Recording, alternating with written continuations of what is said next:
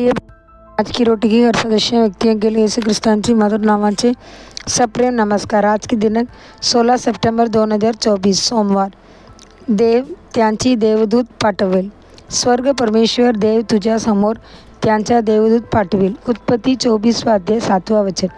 परमेश्वर तुझ्या पुढे एक देवदूत पाठवेल। त्यांच्याकडे 1000 आणि 10,000 देवदूत आहेत, जे देवदूताने आपले तारण केले आहे त्यांच्यासाठी आत्मा सेवा म्हणून तो देवदूतांना देईल। अब्राहम त्यांची मुलासाठी एक वधू शोधू इच्छित होता। त्याला कानानी स्त्रियांपैकी एक व्यक्ती घेण्यास आवडत नाही, म्हणून त्याने एलिएझर पाठविले। स्वर्गात जुने त्यांचे घराचे विसंगत योग्य शोधण्यासाठी त्यांची मुलासाठी वधू। एलिएझर एक विश्वासू नोकर होता आणि अब्राहम हे असे दिसून येते की तो या असाइनमेंटशी त्रास झाला आहे, म्हणून त्याने एलिएझरला मजबूत केले आणि म्हणाला, देव त्याची समोर देवदूताला पाठवावे आणि माझ्या मुलासाठी एक बायको द्यावी लागेल। म्हणून देवदूत एलिएझर पुढे आणि देव त्यांची इच्छेनुसार चांगले पात्र आणि सौंदर्य एक वधू निवडण्यास सक्षम होते। सर्व काही अशा रीतीने असेच घडले, कारण ते परमेश्वरापासून होते।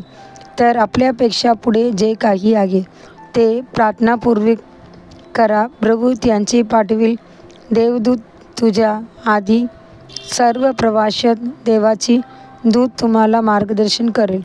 आपल्या प्रगतीच्या अडथळा आणणारा प्रत्येकजण जो सर्व प्रकारची अडथळ्यांना तोडून टाकतो। देव तुमच्या पुढे आपला देवदूत पाठवणार नाही, पण तो तुझ्यासमोर उपासना पाठवेल। मोसे होते तेव्हा मी बाल परमेश्वराने मोसेकडे पाहिले आणि म्हणाला, माझी उपस्थिती तुझ्याबरोबर जाईल आणि मी तुला विश्रांती देईन। निर्गम 33 अध्याय 14 वचन। कदाचित मोसे होते तर चालू राहिले फारोचे मागला राजकुमार म्हणून रथ आणि घोडे त्यांचे समोर केले असते आणि त्याला लागले सगळी प्राप्त सन्मान। पण जेव्हा मोसे जलेक गुलाममध्ये त्याला मोठा मिळाला सन्मान, त्यापेक्षा देवदूत आणि देवाची उपस्थिती त्यांच्यासमोर केली।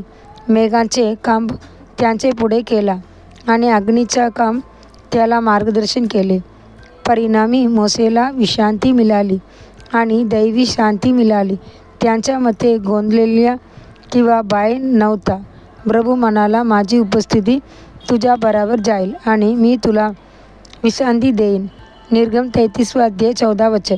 प्रभू तुम्हाला आज समान आश्वासन देईल आणि वचन देत आहे, आपल्या आयुष्याच्या सर्व दिवसापूर्वी परमेश्वर आपल्यासमोर जाईल। देवाची मुले विजय म्हणून मार्च पुढे प्रभू आपल्यासमोर जात आहे। किती मोठा आशीर्वाद आहे।